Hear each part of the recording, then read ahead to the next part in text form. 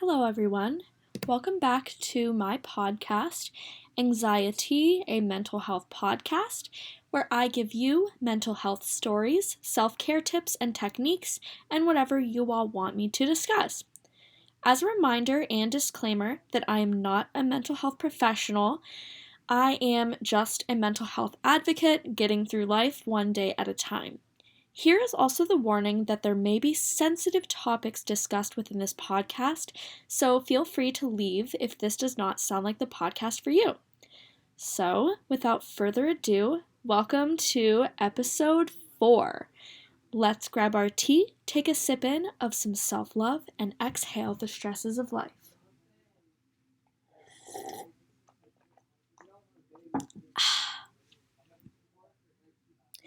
So for today, I'm actually not drinking tea. I am drinking seltzer water. I think the flavor is strawberry lemonade. Not too certain. But moving on to what we will be talking about today, and that is some resources that I use for self-care. So this includes applications, people, websites, anywhere that I use to get more information on self-care and other techniques. Again, some of these resources may not work for everyone, and that is okay, but they work for me, so I wish to share some of these resources in hopes that it would benefit any of you who are interested. But if not, I encourage you to explore for yourself and use any resources that you can think of. And as always, please let me know in the comments if you know of any or use any resources that work for you that I do not mention within this podcast. That would be a great help.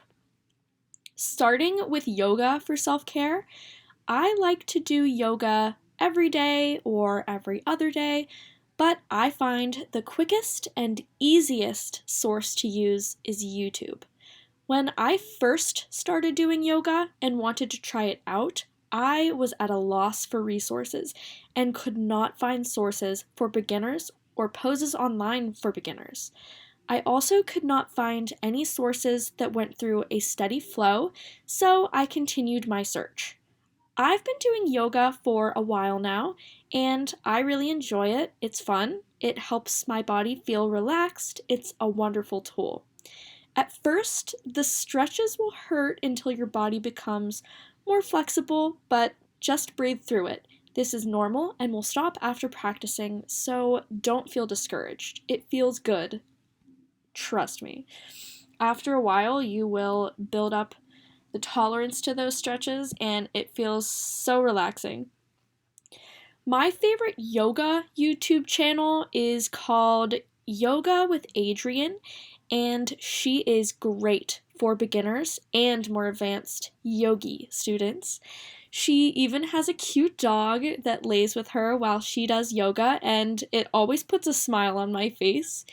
Adriene's voice is so soothing, and when she speaks, it sounds like she's speaking to a friend, like a real person.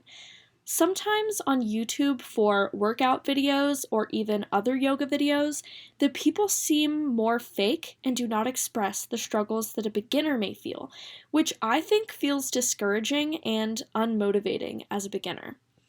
Adriene tells you what you might feel and know what to expect, as well as provides tips to make the yoga session more your own and catered to what feels right for you. Watching her has also helped me feel more in tune with myself and my body and its needs. Next, for basic self-care ideas, I like to use applications or look up ideas on the internet using just a simple search of self-care ideas or tips. One that I've been using as of recent is infocounseling.com. It has 151 self-care tips to look through, and most of the time they are great.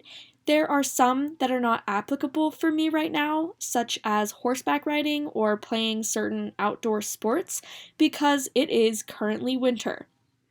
But there are other great ones that you can do at any time, like writing gratitude journals or watching funny videos. Although I like to use this website for daily ideas, there are many, many other websites out there, and I encourage you to explore them for yourself. There are so many choices, and you can find some that cater more to your own needs. For more self-care tips and ideas, I use a phone application called 21 Days, and I use it every day to become a better me. There are many categories to choose from, and once you choose a category, it gives you tasks to do every day for 21 days. Once the 21 days are up, you can pick another category to do more self-care tasks. They also have a wheel for you to spin every day, and that wheel gives you inspirational quotes or points for the app. If you are not a fan of some of the tasks that they give you, you can come up with your own and do those. For meditation, I usually use the Calm app. I believe Apple and Android products can get it from their app store. It is an app that you can either pay for, like a subscription, or sometimes insurance might cover it. If you go to therapy, you could also ask your therapist if they have any apps that they recommend or that they pay for their patients. I used the Calm app when my therapist paid for it. You could also use the application for free, but you do not have as many options, so I think it is worth it to actually have the paid version of the app. I am unfamiliar with how much the app might cost, but a quick Google search might answer that question or looking at the app. Aside from this, I also use guided meditations on YouTube, and there are a lot of them listed for free. There is no particular YouTube channel that I use. I just go through some and meditate to it through listening to their voice. I am not picky, so sometimes I will even look up meditation tips or just do my own thing and breathe while listening to background music or meditation music on YouTube.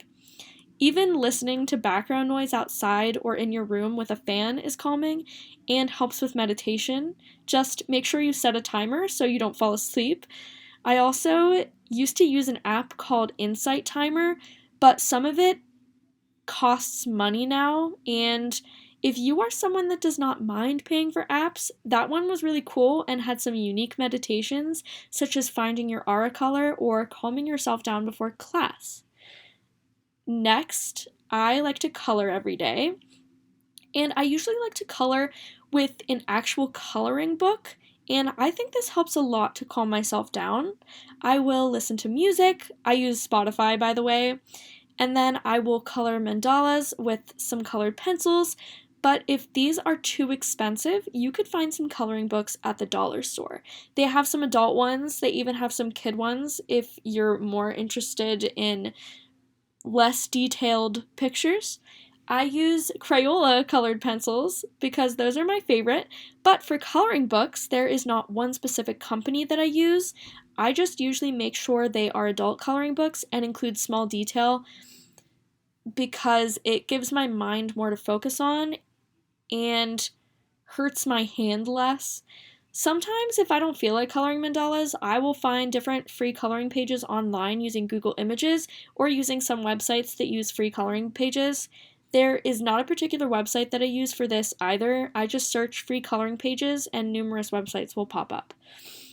Sometimes, if I am in public, in a waiting room, or somewhere where I can be on my phone, but did not bring a coloring book with me, I use free coloring applications using my app store. This isn't the most ideal for me since I like to physically color, and a lot of these apps are just picking colors and tapping the screen to fill in the images. That being said, some of you may enjoy that better than a coloring page, especially since you can zoom in, which is usually helpful for those that cannot see as good as well. If you have an iPad, there are coloring apps you could use that is just like coloring physically, but it's on a screen. I feel like I would enjoy that a lot. However, I do not have an iPad, but for those of you that do, you could try that out. Next, for daily self-care that I do, I actually like to learn and gain knowledge on different subjects because I like to learn in my free time. Currently, I am learning about theology in my free time because I took a class on it and found it interesting and wanted to dive deeper into different religions. So, if you also like learning as well, I recommend looking at YouTube videos about it or using websites. In college, they recommend using articles and reading journal entries, and while those can help, even books, they are difficult to find and can be costly, and I find the internet to be just as reliable.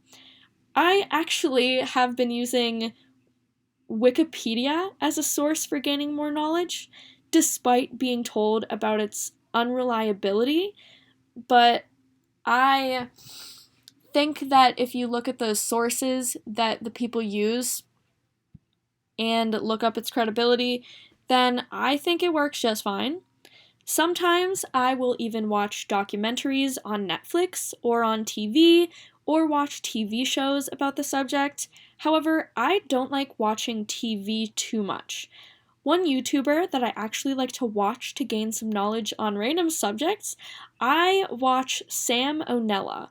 He uses cartoons and simple vocabulary to discuss complex subjects, which helps me digest the knowledge a bit better.